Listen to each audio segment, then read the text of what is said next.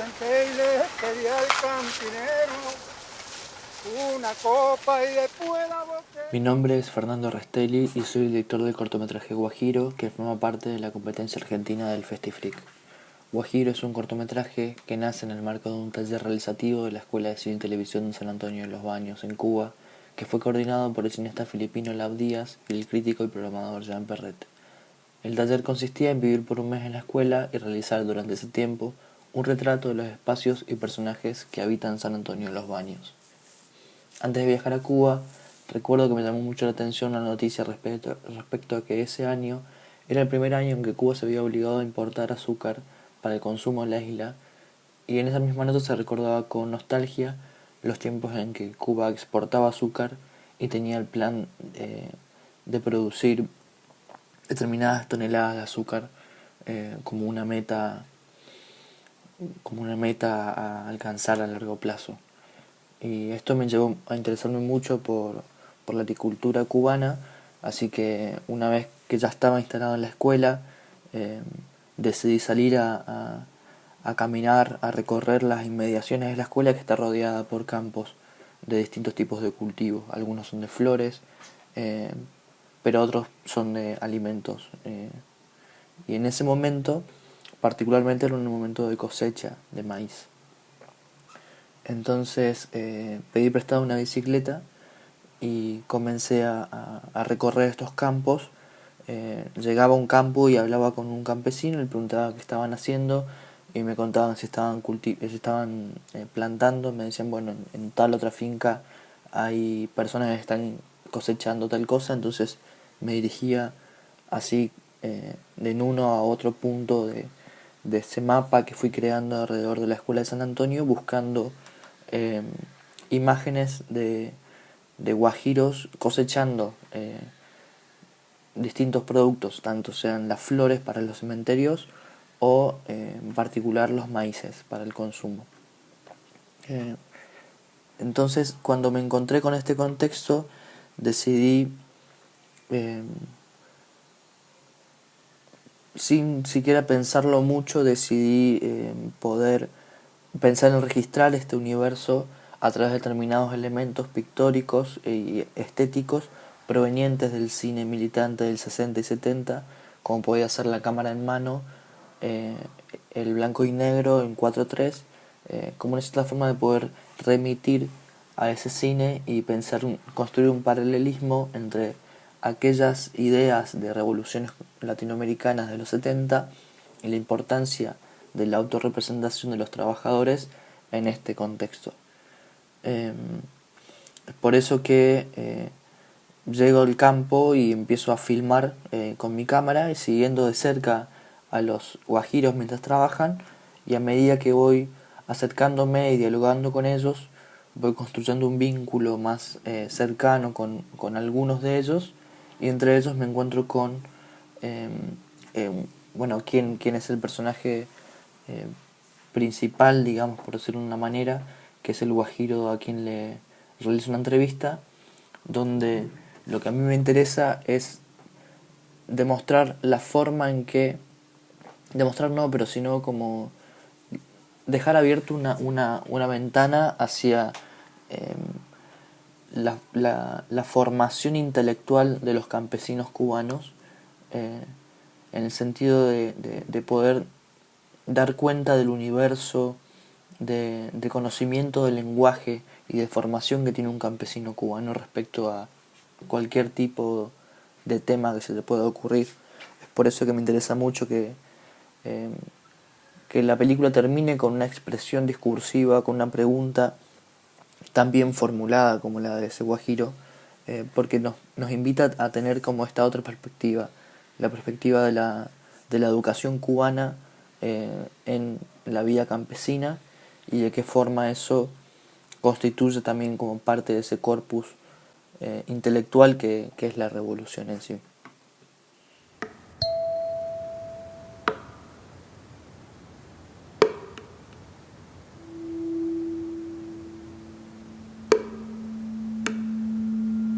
Allí viví hasta que me fui,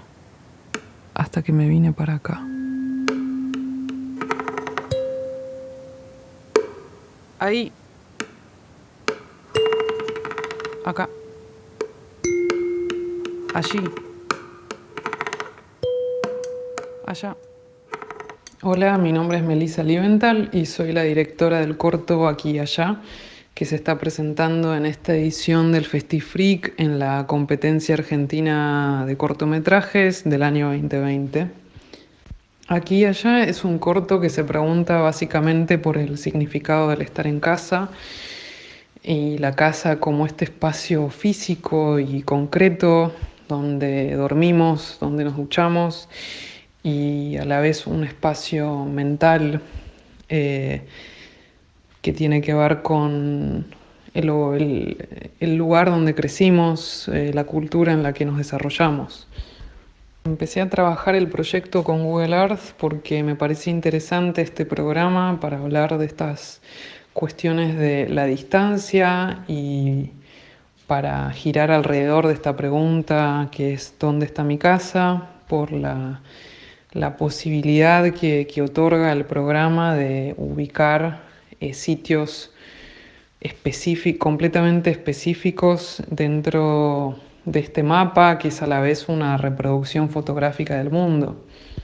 En Google Earth las distancias del planeta se reducen a unos movimientos de mouse y también me parecía fascinante este carácter medio mágico para mí que apela mucho a la imaginación, que es el poder, sobre todo con la herramienta del Street View, que es cuando podemos bajar a las calles y cada vez más calles del mundo están relevadas dentro de este mapa. Y para mí es un efecto muy fuerte esto de poder estar frente a lugares, a casas, a edificios, en plazas, monumentos, lo que sea, que ya conocemos o que no conocemos y que sentimos que podemos viajar a esos lugares y realmente estar ahí, estar enfrente de la casa de nuestra infancia, del colegio al que fuimos, de la casa de nuestra ex. Y estas imágenes de Google Earth tienen para mí una clara intención de ser muy transparentes, muy unilaterales, muy claras, como una captura muy directa del mundo que lo refleja tal cual es, ¿no? Y bueno, entonces la idea con el corto era un poco jugar con eso y luego tratar como de torcer un poco esa especie de promesa de claridad absoluta de estas imágenes, y ahí es cuando en el corto literalmente atravesamos la imagen a través de estos píxeles y bueno, esta idea del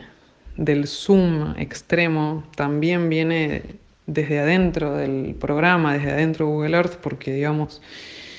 en este programa recorremos el mundo básicamente acercándonos y alejándonos de las cosas con zooms.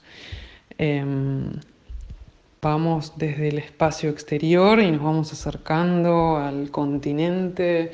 al país, a la ciudad, al barrio y por último a la casita, y después podemos bajar a la calle y ver la fachada de la casa y sentimos que nos podemos acercar, sentimos esta sensación de eso, de mucha cercanía, y a la vez que obviamente ese acercamiento tiene un límite, no podemos entrar a la casa todavía, no existe la posibilidad de entrar a estos lugares. Entonces quería jugar un poco con ese límite del programa en cuanto a lo que nos permite acercarnos a las cosas. Y bueno, y de ahí es que también se abre toda esta... Sí, es que se abre todo el resto del corto realmente con todos los juegos experimentales sobre los distintos... Sí, la idea era hablar sobre que las imágenes son eso, son solo imágenes, son superficies, son píxeles, son un conjunto de manchas, tienen muy poco que ver con la realidad, y esto a mí me parecía interesante de pensar en un momento en el que todos habitamos el mundo digital, que se compone de imágenes, y lo habitamos como sin costuras, pasamos de lo digital a lo físico, a lo material. Bueno, me parecía una reflexión que me interesaba hacer, que me interesa hacer sobre las imágenes. Y para mí me parecía muy natural que cuando atravesamos esta imagen del Google Earth, del otro lado encontráramos como este espacio abstracto que para mí es como un espacio mental, donde aparezco yo también en escena como trabajando la película pero desde adelante de cámara. ¿Y qué más? Y bueno, y respecto a la historia de las migraciones de mi familia, también me parecía, o sea, era una continuación natural a todas las preguntas que me había empezado a hacer respecto de esto, de dónde está mi casa. Y bueno, digamos que es una historia obviamente mucho más interesante que la mía y que básicamente encarna un montón de los conflictos del siglo XX del mundo occidental. Así que me parecía, todo cerraba, digamos, por todos lados en cuanto a la historia que quería contar y a la forma que estaba adoptando el corto. Hola amigos de FestiFreak, mi nombre es Juan Slovagen y los invito a ver Tembladerales de Oro. Esta pieza se filmó en la localidad de Concepción del Yaguareté Corá, en el interior de la provincia de Corrientes. Allí se encuentra uno de los portales de acceso a los esteros de Liberá. Al haber ido a filmar en otras oportunidades para diferentes proyectos, tenía una idea del tipo de imagen que quería lograr. Sobre todo me interesaba tratar de retratar los cambios de luz en el espacio, cómo la luz va cambiando todo el tiempo y de una forma muy particular da brillo al agua. También me interesaba la suspensión en la mirada y la meditación que propone el paseo en lancha por el lugar, por lo cual decidí hacer planos largos, estáticos, contemplativos, y que su composición vaya transformándose y adaptándose a los cambios y movimientos de la lancha. Las decisiones sobre qué retratar las voy tomando en el momento. Me gusta encontrarme con el lugar y reaccionar frente a lo que veo. Por eso creo en la intuición como la mayor herramienta a la hora de tomar decisiones. También tenía en claro con esta pieza que no quería generar imágenes de postal ni de carácter turístico. Más bien me interesaba tener una mirada distanciada, de sugestión, que sea una suerte de invitación a descubrir todo lo que existe ahí, debajo del agua, detrás de los pastizales. Creo que el contacto con la cámara, el sonido del motor funcionando, la limitación temporal del cartucho de Super 8 son elementos que funcionan para posicionarse de manera diferente al momento de filmar, al momento de elegir qué filmar y de qué manera hacerlo. Las cualidades expresivas en la imagen, el grano, la textura, los colores, el misterio del resultado. En mi caso son todas consideraciones positivas. Las limitaciones las veo como oportunidades para desarrollar la creatividad y sobre todo la intuición. Y en cuanto al montaje, lo pienso dependiendo del proyecto, pero una de las cosas más interesantes que tiene el formato es la posibilidad del montaje en cámara. El resultado de la unión de imágenes de manera orgánica es algo único y de resultados inesperados, imposible de lograr con un registro digital.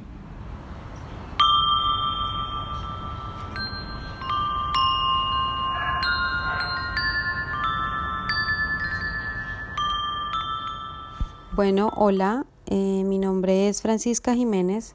soy artista visual y realizadora colombiana, soy la directora de Esta no es una historia sobre China. Esta pieza la construí a partir de la apropiación de un archivo de guerra encontrado en una caja de objetos familiares que además ilustran diferentes viajes y momentos de la vida militar de mi padre por territorio colombiano. El montaje e intervención de estas imágenes que componen esta narración construyen un acontecimiento que es la invasión de Colombia a China. Estas imágenes y los hechos de este falso relato son desarrollados por una mujer de origen chino, que evidentemente es un personaje ficticio que narra desde su experiencia el acontecimiento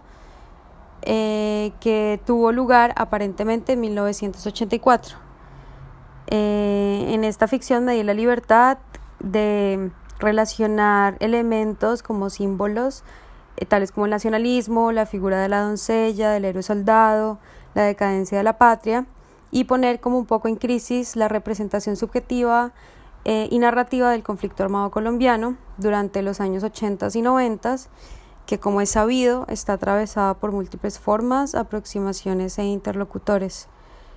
La decisión de utilizar como estas imágenes creo que hicieron parte de una observación al guión que estaba desarrollando, que es de una mujer enamorada de un hombre soldado que viene a invadir el territorio y que eventualmente se va a ir. Entonces creo que mi decisión por estas imágenes está dada por ciertos hallazgos que las imágenes me daban, como ciertas pistas, obviamente encontrar como fotografías donde se diera mucha relevancia al poder femenino de las imágenes, donde aparecían estas mujeres que no solo ambientaban el espacio, sino que generaban una relación estrecha con estos hombres que venían a colonizar el territorio. El color era muy importante, como bien lo digo, no es una historia sobre China, pero sí está ambientado en China, por así decirlo. Son imágenes reales de un viaje a China desarrollado por este grupo de militares colombianos que evidentemente muestran un poco este lado exótico del viaje, donde se exotiza mucho como la cultura oriental, donde además el hombre que visita es medio bonachón, medio esta figura invasora o imponente, y creo que las imágenes dan cuenta de eso. También otra parte muy importante en la construcción de esta narración era darle relevancia a el juego entre lo que se narra y la imagen. Entonces me parece importante generar esta especie de ironía entre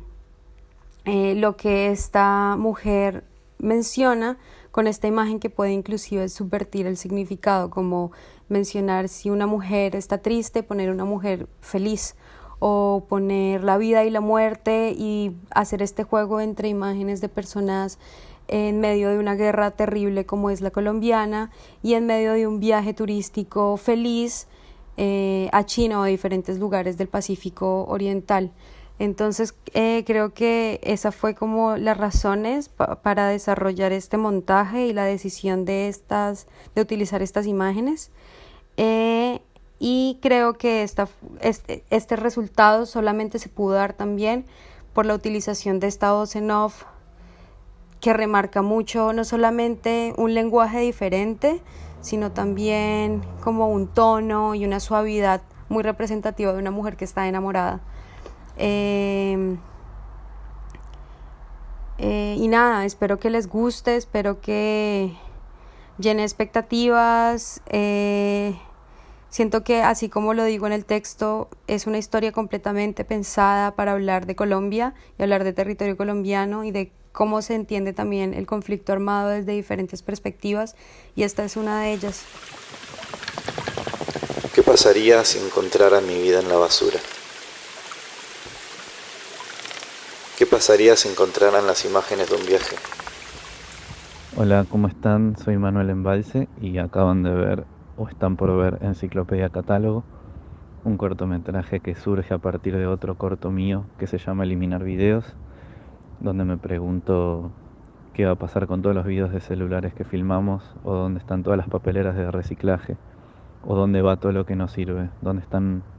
todos esos videos que filmamos y nos olvidamos. Enciclopedia Catálogo propone un juego similar, solo que con un soporte analógico, haciendo como una especie de juego con mi memoria, donde me puse límites para filmar, ya que bueno, son materiales caros y no tenía tantas posibilidades de tener más rollos, así que tenía 15 minutos para filmar en 3 meses, por lo que bueno, fue un desafío para mi mente digital estar en un viaje increíble en lugares de Europa del Este, donde todo es apocalíptico y donde yo creo que el presente también es apocalíptico y creo que esas básicamente son las cosas que me gustaría registrar si alguien encuentra un disco externo de fines de la década de 2010 o de comienzos de la década de 2020, que todo es un desastre y somos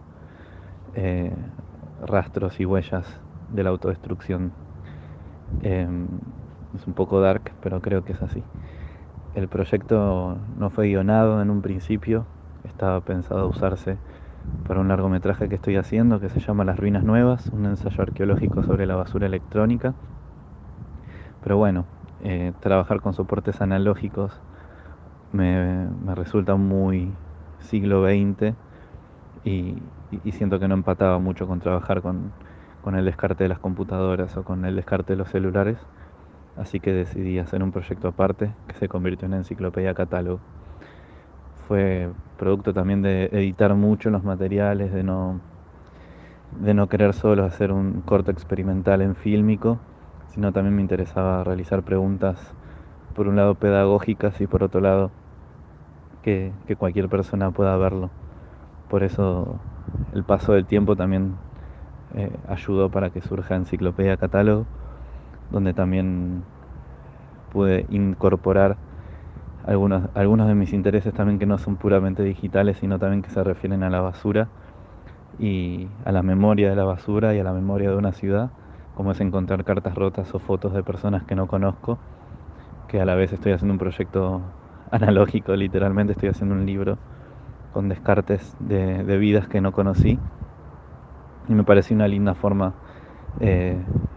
introducir estos rollos que encontré en el laboratorio de un amigo. Es una ficción, algo de lo que escuchan y leen o ven en el corto, pero me interesaba hibridar sucesos de la vida real, como las cosas que filmé yo, con los rollos que encontré en este laboratorio del abuelo biólogo de un amigo de hace más o menos 40 años. ¿Qué posibilidades hay de creer que eso es mío o qué es la memoria cuando vemos videos? ¿Se puede conocer a alguien mediante las filmaciones? Son preguntas que me interesa debatir y no tanto encontrar una verdad. Por eso me interesó trabajar con lo analógico por primera vez. Fue la primera vez también que filmaba con una cámara Super 8, así que creo que fue un desafío para mi mente millennial y digital elegir qué filmar y no filmar todo por la facilidad del celular. Bueno, en algún momento espero terminar Las Ruinas Nuevas, que es una película que vengo pensando hace tiempo y que Enciclopedia Catálogo también me ayudó a construir quizás esta no ficción o cómo mezclar cosas que me pasaron con cosas que pienso en una especie de personaje que narra.